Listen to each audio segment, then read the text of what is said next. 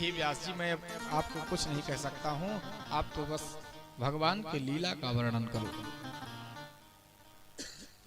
आज नारद जी की बात को मानकर महाराज व्यास जी ने परम हंसों की संहिता श्रीमद् भागवत महापुराण की रचना कर डाली। बोलिए भागवत महापुराण की जय हो। रचना की और अपने पुत्र सुखदेव स्वामी को पढ़ाया। सौनकादिक जी सूत जी से निवेदन करते हैं कि प्रभु, सुखदेव स्वामी को पढ़ाया, लेकिन सुखदेव स्वामी का जन्म कैसे हुआ, यह कथा मुझे सुनाने की कृपा करें। तब महाराज सूत जी ने कहा, सौनकादिक ऋषियों से कहा, हे ऋषियों, भगवान की कथा सुनो। आपने बहुत सुंदर प्रश्न किया है। एक दिन की बात है, नारद जी भ्रमण करते करते भगवान भोलेनाथ का दर्शन करने के लिए आए। और जब दर्शन करने के लिए आए तो भोलेनाथ जी तो थे नहीं, वो समाधि में लगे हुए थे। समाधि में लगे हुए थे और मैया पार्वती जी घर में थी। मैया पार्वती जी के सम्मुख आए, प्रणाम किया, माता जी प्रणाम, आशीर्वाद मिला, यशस्वी भव। नारद जी से पूछा मैया ने, कहो नारद कैसे आना हुआ। नारद जी ने कहा, कुछ नहीं, बस सोचा कि जो है दर्शन कर लिया जाए बाबा जी का। तो कहा बाबा जी तो है नहीं। कहा कोई बात नहीं, मैया जी का तो दर्शन हो गया। कहा ठीक। नारद जी ने कहा, अच्छा मैया, मेरे मन में एक बात आ रही, अगर कहो तो मैं बोल दूं। मैया ने कहा बिल्कुल बोल दो। नारद जी ने कहा, आप बुरा नहीं मानना। कहा बिल्कुल, क्यों इसमें बुरा। कहा अच्छा एक बात बताओ कि भगवान भोलेनाथ आपसे कितना प्रेम करते हैं। मैया ने कहा, यह भी भला पूछने की बात है कि हमसे कितना प्रेम, एक पति अपनी पत्नी से कितना प्रेम करता है, यह भी भला पूछा जाता है। अगर मैं अथाह प्रेम कहूं तो, मैया ने कहा अगर मैं अथाह प्रेम कहूं तो मुझसे अथाह प्रेम करते हैं वो, जिसका मैं वर्णन नहीं कर सकती हूँ। नारद जी ने कहा अच्छा फिर तो मैया आप मुझे एक बात बताओ। कहा बोलो। कहा जो भगवान भोलेनाथ अपने गले में मुंडों की माला पहने हुए हैं, वो किसकी माला है। अब देवी जी को ये बात पता ही नहीं थी कि वो माला किसकी है। अब देवी जी चुप हो गई, एकदम समझ में नहीं आ रहा है अब क्या बोले। देवी जी कुछ बोल नहीं रही हैं। कहा नारद जी ने कहा मैया बताओ। मैया ने कहा नारद जी ये बात तो मुझे नहीं पता है। नारद जी ने कहा मैया अब आप जानो, आपने कहा कि अथाह प्रेम करते हैं, और बताओ एक छोटी सी बात जो कि नित्य प्रतिदिन आपको दिखने वाली है, गले में मुंडों की माला आपको नहीं पता है कि वो किसकी है। भैया ने कहा अच्छा ठीक है, मैं आपको जरूर बताऊंगी। अब नारद जी यहाँ से भैया लुकड़ी लगा के चल दी, नारायण नारायण बोलते हुए। नारद जी वहां से चले गए। अब भोले बाबा आए हुए हैं। भोले बाबा को मैया पार्वती ने देखा, हाथ जोड़ लिया। महाराज पहले तो गुस्से में बैठी रही। आज के संसार में देखो, अगर भैया स्वामी जी का रहे कमाए बाहर, दिन भर बेचारे ड्यूटी करने के लिए गए हुए हों, यहाँ कोई बात देवी जी को पता चल गई तो आने पर पहले पानी दाना नहीं होगा, पहले ये कैसे हुआ, वो कैसे हुआ, मतलब ये सारी व्यवस्था। और वो भी गुस्से में बात होगी। हाँ, पानी वानी से कोई मतलब ही नहीं है कि बेचारे दिन भर आ रहे हैं, ना जाने कैसी स्थिति से गुजर कर आ रहे हैं। आज महाराज देवी जी ने हाथ जोड़ लिया। कहा प्रभु मेरे समझ में ये नहीं आ रहा है। कहा क्या नहीं आ रहा है। भगवान ने देखा, भगवान को सब कुछ पता है। भगवान ने देखा कि आज इनका दिमाग कुछ उजड़ा हुआ है, कोई बात है। कहा बताओ स्वामी जी आप मुझसे कितना प्रेम करते हो। भगवान ने कहा कि अरे ये भी भला कोई पूछने की बात है कि मैं आपसे कितना प्रेम करता हूँ। अच्छा वैसे एक बात बताओ, नारद जी तो नहीं आए थे यहाँ, नारद जी तो नहीं आए थे। देवी जी ने कहा कि आपको नारद जी से क्या मतलब है। कहा ये बात आपके मन में आज तक नहीं आई, आज कैसे आ गई। कहा जो भी हो आप तो मुझे बताओ। बताओ। बाबा ने कहा मैं तुमसे इतना प्रेम करता हूं, इतना प्रेम करता हूं कि जिसका कोई वर्णन ही नहीं कर सकता हूं। देवी जी ने कहा बताओ इतना प्रेम करते हो, उसके बाद ये गले में माला किसकी है ये मुझे नहीं पता है,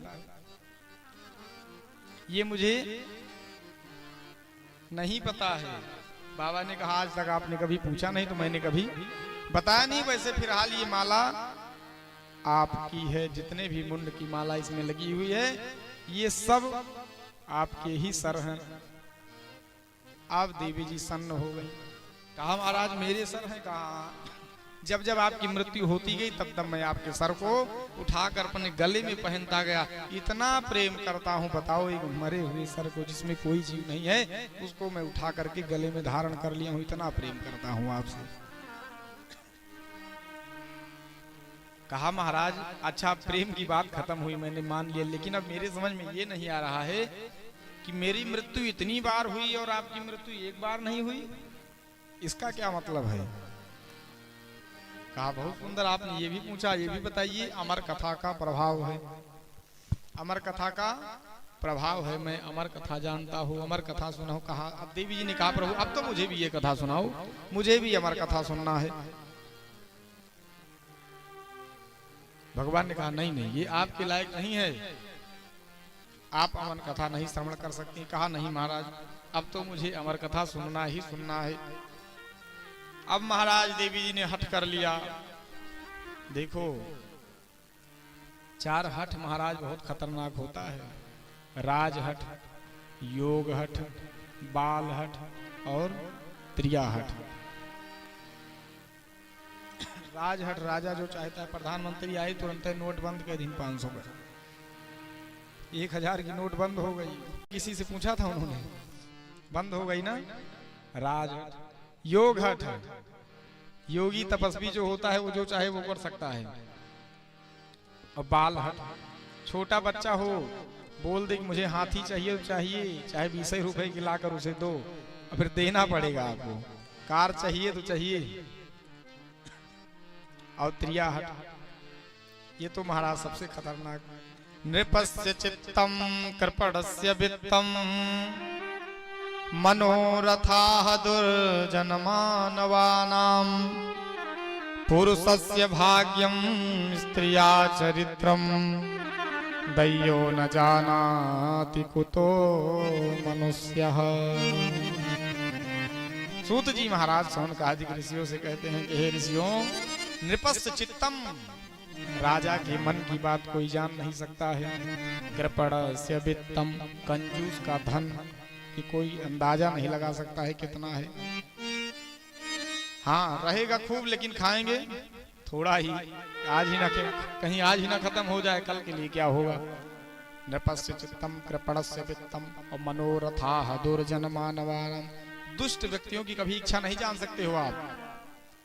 आए रहे कथा सुनने, लेकिन कथा सुनने के बाद वो ढूंढने लगे कौन सा चप्पल वीआईपी इसमें है।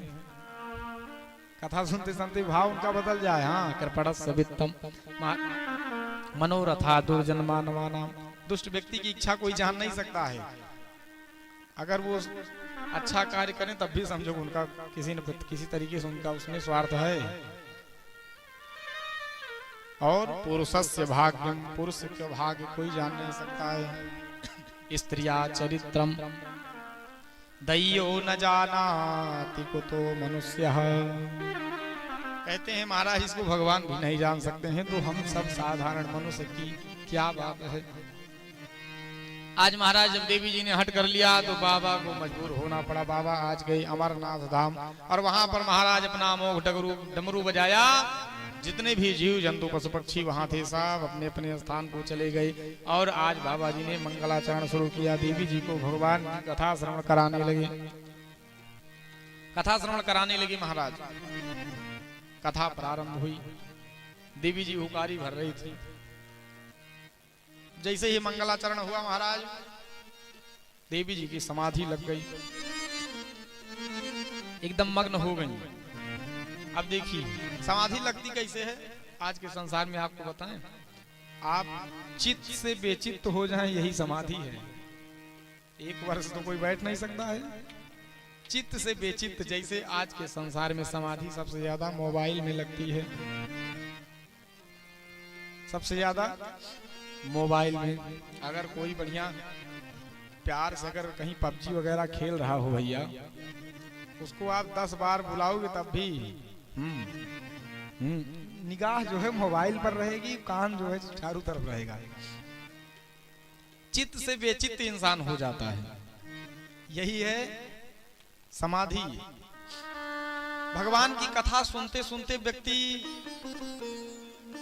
कुछ समझ ना पाए, उसको याद ना रहे कि मैं क्या कर रहा हूं, मैं कहां बैठा हूं। यही है समाधि। ऐसे ही आज देवी जी की महाराज समाधि लगी, भगवान की कथा श्रवण कर रही है, समाधि लग गई, कुछ बोल नहीं पा रही है, कुछ समझ में नहीं आ रहा है, भगवान की कथा। इधर महाराज एक वट वृक्ष के कोटर में सुख का बच्चा बैठा हुआ था। अब महाराज वो भगवान की कथा श्रवण करने लगा। धीरे धीरे धीरे धीरे भगवान ने सारी कथा श्रवण करा दी। अंत में बोला, बोलो वृंदावन बिहारी लाल की जय। जब महाराज जयकारा लगा जोरदार, तब देवी पार्वती उठी और कहा, बाबा आगे की कथा सुनाओ, आगे की कथा सुनाओ। एक दिन की कथा हो गई, दूसरे दिन की सुनाओ। बाबा ने कहा, राम राम 7 दिन की पूर्ण हुई, इनके लिए 1 दिन की हुई। देवी जी तुम कथा नहीं सुन रही थी? नहीं नहीं नहीं, आप सुनाए नहीं तो कहां से सुने, 1 ही दिन की हुई।